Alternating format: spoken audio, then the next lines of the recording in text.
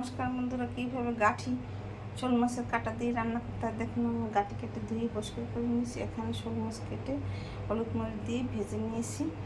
এখন এখানে তেল দিয়েছি, একটা বুঝুন তেল গরম হয়ে গেছে। এখন গাঠি দিয়ে দেব।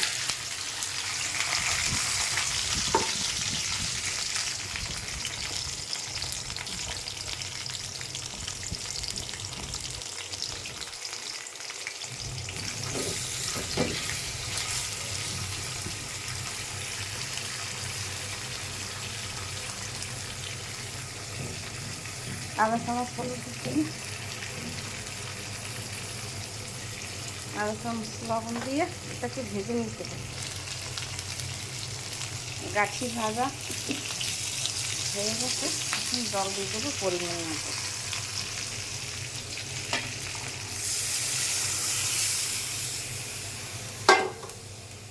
মাছের কাঁটা দিয়ে দিলাম, শোল মাছের কাঁটা।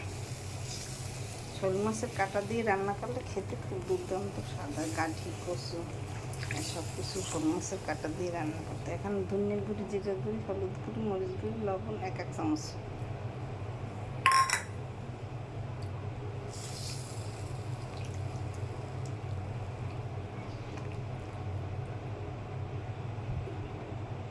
ঢাকনা দিয়ে ঢেকে কিছু সময় পরে সেদ্ধ হয়ে যাবে।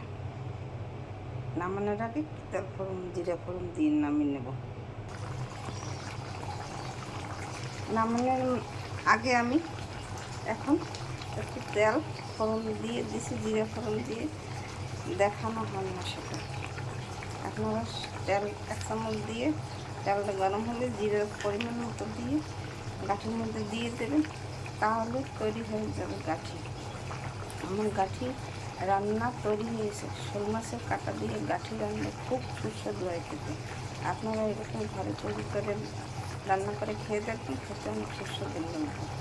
দেখুন দেখতে কত সুন্দর হয়েছে, খেতে খুব সুস্বাদু হবে। আমার চ্যানেলটিকে সাবস্ক্রাইব করে লাইক কমেন্ট শেয়ার করে পাশে থাকুন। ধন্যবাদ। Thank you.